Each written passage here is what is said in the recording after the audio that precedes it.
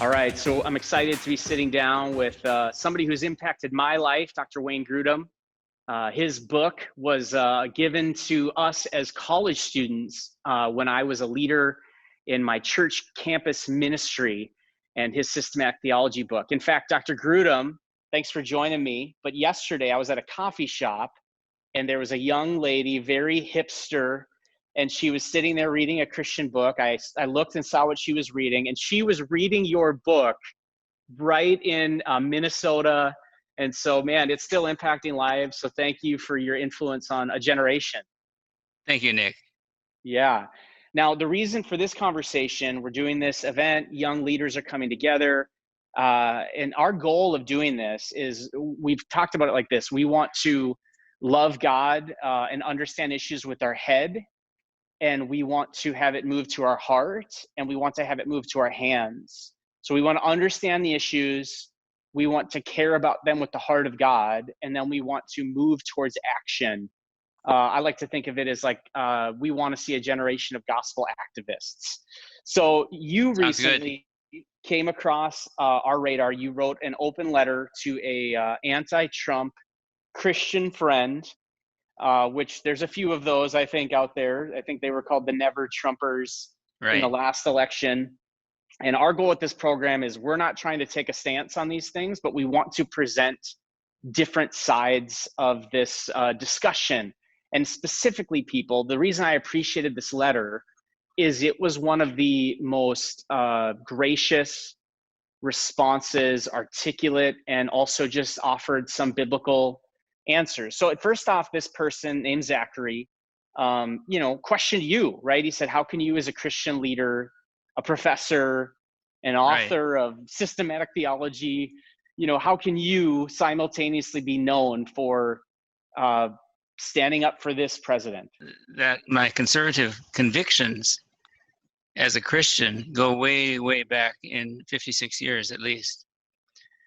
Now along comes a president who holds those principles, who holds to who, whatever his previous conduct and previous words have been, for the last 3.5 years in office, he's held very strong pro-life positions and taken pro-life actions.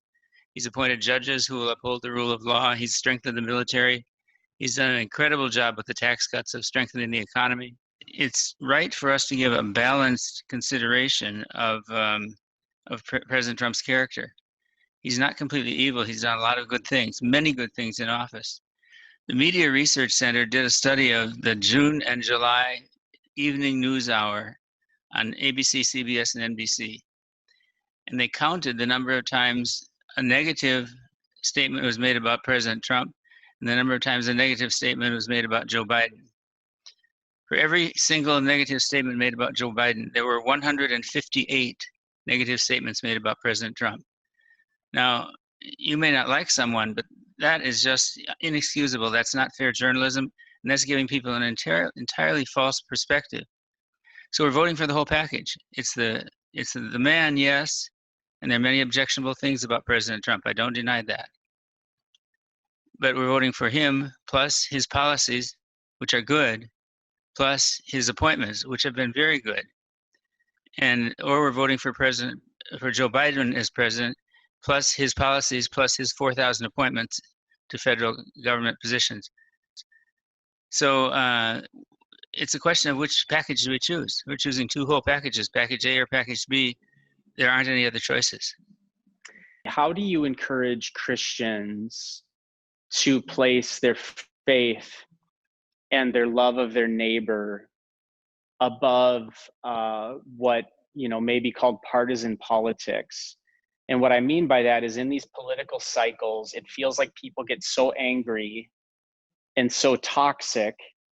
And sometimes I feel as if politics rise in our priority over the call of the gospel and over sharing our faith and over loving people who are sinners and sin, And so how would you encourage— Such as you and me. Yeah, exactly. All of us. Yes. How would you speak to Christians in this time of like, man, be engaged in politics, but don't have that be your life? We never let it get out of hand So it becomes a personal attack against the other person. Oh, you're a Republican, so you're a bad person. You're a Democrat, so you're a bad person. I don't want to go that route. I want to say we have different opinions and we respect each other's opinions, but here are reasons for my opinion and let me hear the reasons for yours. I was trying to model that in the letter. And so it seems to me we have a responsibility. We have two imperfect candidates, but we have policies that go with them, and we have thousands of appointments that go with them. And we need to choose one or the other and make our influence known as Christians. Yeah. Thank you so much, Dr. Grudem.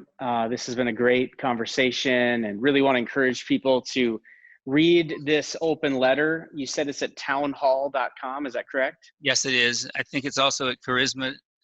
No, not at Charisma. It's at the Stream. Thank you, Nick, so much. It's been good to be with you. Yeah, thanks for taking the time. All right, so great conversation with Dr. Grudem. Now we're going to turn to a good friend, Justin Giboney from the AND campaign, who's going to tell us about another opportunity to learn and grow in relation to our Christian responsibility as it relates to political engagement. So I want you to listen in, Justin Giboney. Nick, it is always good to hear from you, brother, and I appreciate the opportunity to be a part of this conversation. As you know, the AND campaign is a Christian civic organization that's trying to do a few things. We're trying to raise civic literacy among Christians so that as Christians go out and engage society, we can do so in an informed and effective manner. And we're also trying to show Christians that social justice and moral order are not mutually exclusive, that they're not in conflict, that justice and righteousness actually work together. And so we don't have to treat them differently or choose one side or the other. And the AND campaign is for everybody. It's for biblical Christians who are trying to engage politics in a more faithful way. And we just want to give people opportunities to engage, to advocate with biblical fidelity. I tell Christians to stay away from hyperpartisanship because I think it can blind us to the image of God in our neighbors. And I've seen it really cause us to put our faith in flawed leaders and into flawed ideologies that are really made by human hands. The Christian public witness is so much more dynamic and brilliant than political conservatism and secular progressivism. I mean, it's not even close. So to me, as I always say, to be politically conservative or politically progressive at all times and on every single issue, it's intellectually lazy. I think it's easily manipulated, and worst of all, it's unfaithful. The truth and moral order that you hear professed by conservative Republicans is a lesser truth and a lesser moral order than that in the Bible. The love and social justice that's advocated for by many progressive Democrats is a lesser love. It's a lesser justice than that, than what we see in the gospel. And so when Christians outsource our public witness to a political party, we do ourselves and we do society a huge disservice. Republicans and Democrats should never, I mean never, be the masters of our social action. It is fine to be in a political party, so I'm not saying that. But it's so important that Christians frame the issues for themselves and that we make sure that our political affiliation is not becoming religious in nature. We have to stop defending our political party in the same way that we defend our faith. Listen, our political parties are not infallible. They have and will continue to lead us astray if they're not placed in the proper perspective, and that's what I've been trying to say. Look, I don't even pretend to speak for everyone, but I can say that from the perspective of the Black traditional church generally, many of us are Democrats, not all of us, but many of us are Democrats because political conservatives have historically been opponents of civil rights.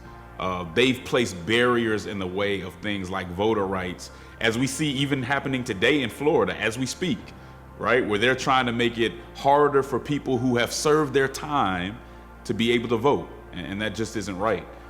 We don't like many of the things that progressives are pushing on our community, but why would we team up with people who seemingly don't want us to be part of the civic process? I mean, that's just a practical consideration. And let's be frank, a big part of this question and that question and this conversation is the abortion issue. Now, I believe that that's a very important issue. I'm not gonna sit here and downplay it. I don't think that's necessary. And I understand why people prioritize it, but I don't think it should be placed in a vacuum. I don't think that we should advocate for the pro-life cause at the exclusion of being thoughtful about other issues that might even have an impact on that issue. When we vote for bad leaders just based on that policy, we lose credibility.